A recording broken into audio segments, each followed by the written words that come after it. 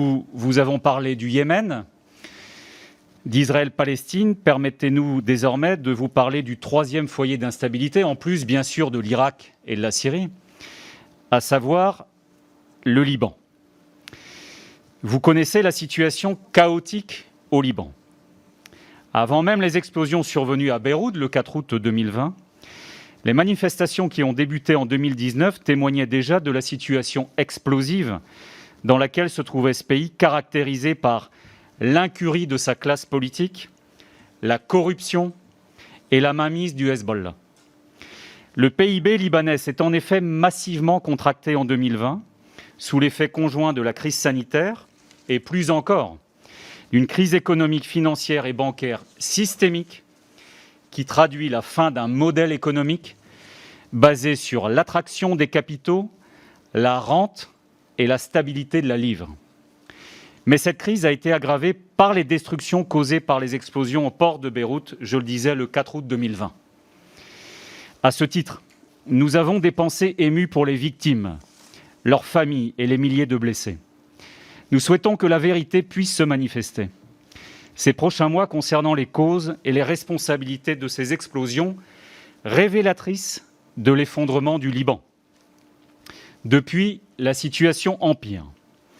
La livre a perdu 100% de sa valeur en moins de 2 ans. 50% de la population vit en dessous du seuil de pauvreté. Les secteurs de la santé et de l'éducation sont menacés. Ajoutons que l'accès aux services publics, notamment la fourniture d'eau et d'électricité, est devenu quasiment impossible dans l'ensemble du pays.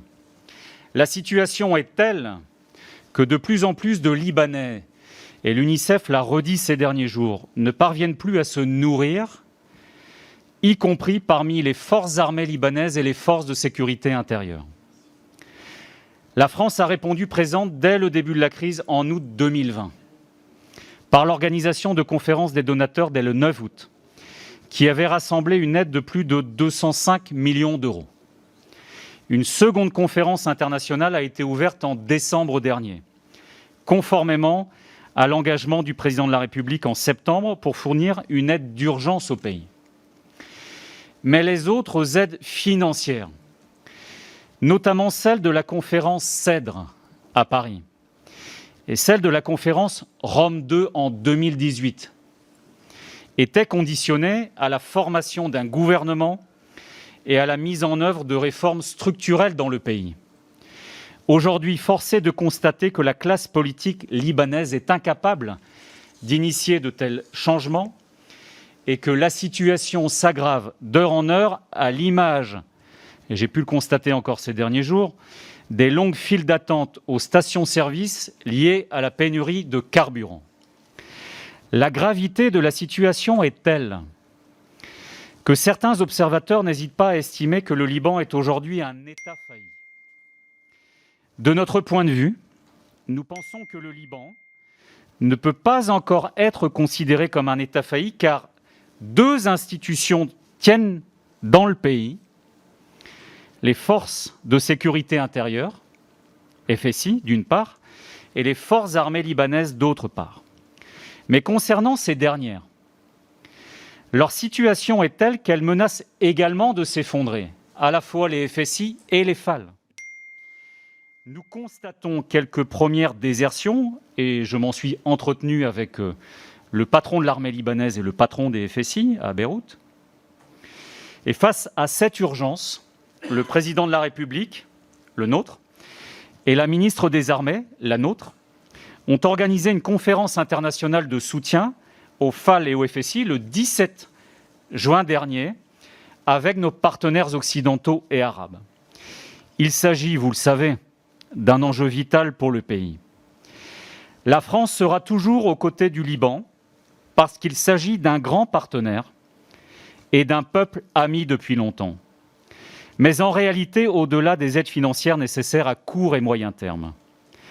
La situation actuelle du Liban est le fruit de décennies de renoncement de sa classe politique et le symptôme du mal qui mine ce pays, la logique confessionnelle.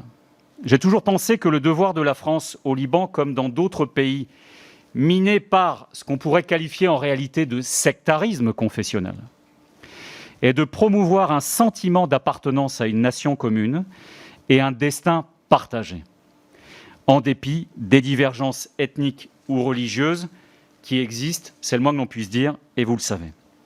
En un mot, l'appartenance à une citoyenneté commune reposant sur l'égalité des droits. Cette aspiration est surtout celle de beaucoup de Libanaises et de Libanais qui souhaitent bâtir ce qu'ils ont appelé un nouveau Liban dans le cadre d'une transition démocratique. Les forces politiques du changement et la société civile s'expriment en ce sens avec beaucoup de courage et de dignité, et je pense en particulier aux femmes et aux jeunes en prononçant ces mots.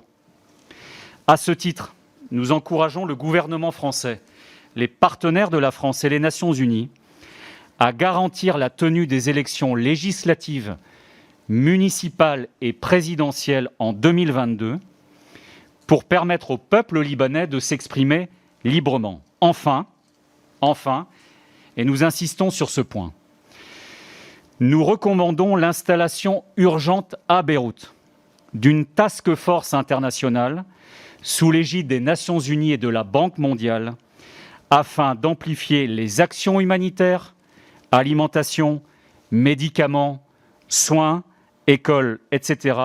et aussi d'amplifier les actions en matière de développement. Je pense en particulier à l'accès à l'eau et à la production et à la distribution d'électricité. Vous l'avez compris, le Liban d'antan n'existe plus et il est de la responsabilité de la France en particulier d'accompagner l'émergence du nouveau Liban dans le cadre de cette transition démocratique.